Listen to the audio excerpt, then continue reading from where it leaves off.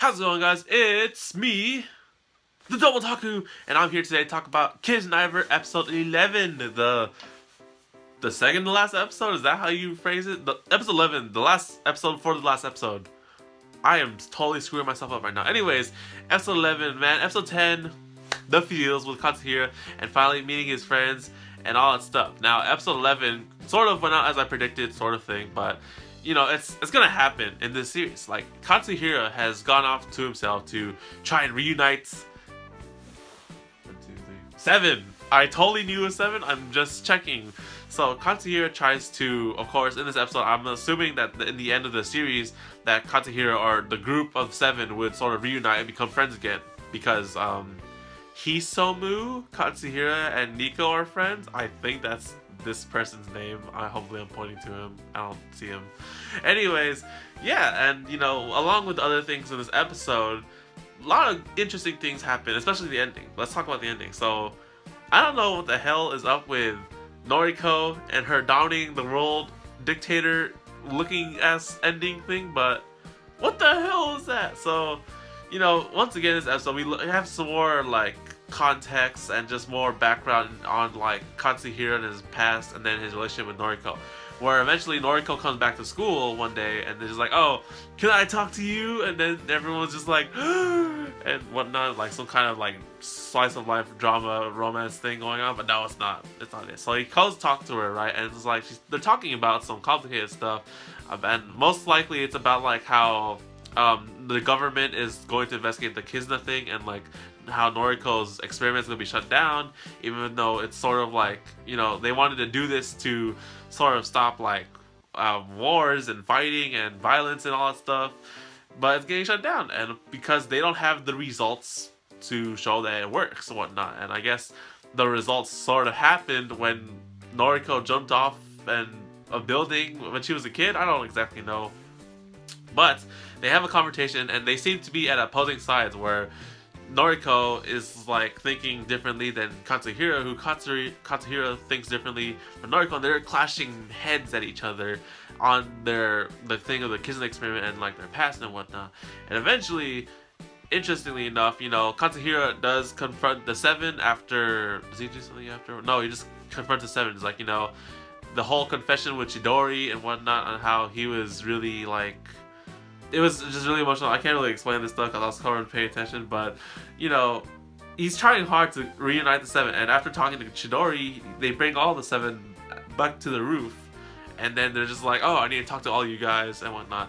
And then he's talking about how like himself and like how he's changed these past times, and how he's met his friends, and how he's apologized to Chidori and all stuff, and then like how Nico wants to be friends. It's so many things about Katsuhira, considering he was the emotionalist type this whole series, but now that he's met his friends, he's sort of gathered some emotions back, and like he's experienced pain. He's a whole different person, and now he's here like, oh, you know, I want to be friends with everyone again, or like, you know, how come we weren't scared while we were chased by these Decomoran, I think that's what they're called, monsters, right? It's like, oh, because we're not scared because we're with people we trust, like our friends and whatnot.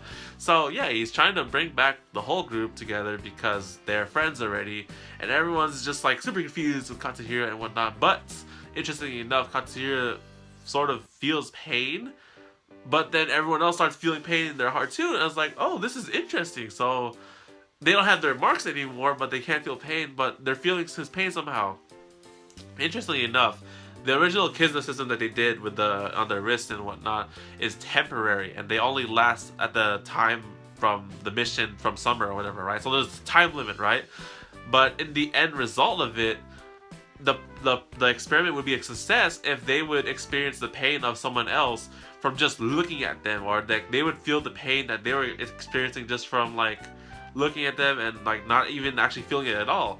Because if someone's getting hurt, but you can sort of feel the pain that they're experiencing by yourself, then the experience was a success. And every single one of them demonstrate that at the end of this episode. And it's like, oh, that's interesting. So you can feel the pain that someone else is feeling without the Kizna marks anymore, even though Katsuhira is bounded to Noriko. Everyone else can sense the pain of Katsuhira just by looking at him, and they're not bound anymore. So that's interesting. That's an interesting approach, and the experiment was a success, right? And that's the results that the the mayor or like the people we're looking for. But then like Noriko comes up and then like she's like, oh, I am Noriko. I don't really have many hobbies and whatnot. It's like some kind of self-introduction thing, and then like, oh, why don't we feel the pain of each other every day? It's like, why don't you guys bond with me? I can't believe that I totally did not get the fact that Kizna means bond. I am so like, I just sort of like, I facepalmed myself. Yes, when I heard that, I was like, she said Kizna. I was like, oh wait, Kizna. I was like, that's the name of the show. And then of course I looked at the subtitles. I said Bond or something like that, and it's like, I facepalmed myself again. Anyways, facts.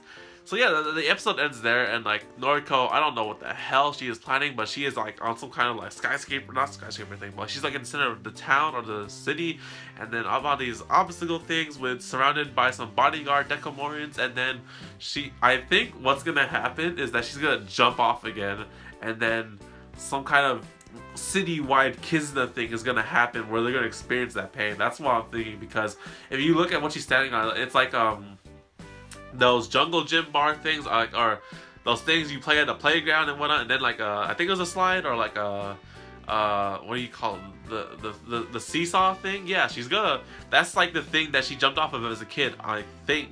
And if she does jump off of it again once more time in the end of the episode 12, actually that might be, I have proof for that, because in episode 10, when she tried to jump off, she fainted before jumping off on the roof, right? But this time, she's actually gonna freaking jump, and it's just like, wait, what the frick? So, I guess she is gonna jump. I don't really get what the frick's going on, but the last episode comes up tomorrow, and I don't really know how they're gonna resolve this. For one, I also found it kind of dumb that, you know, like, or not dumb, but like, sort of, like, hey, Noriko didn't notice this, that her friend freaking called out to her name at that one point in the episode when she visited them. It was like, oh, Nori-chan, and then she looked back and she just, you know, this sort of thing. So from that little one dialogue scene, I'm assuming that Noriko's and Katsuhira's old childhood friends are healing or regaining their emotion or something like that. I don't know,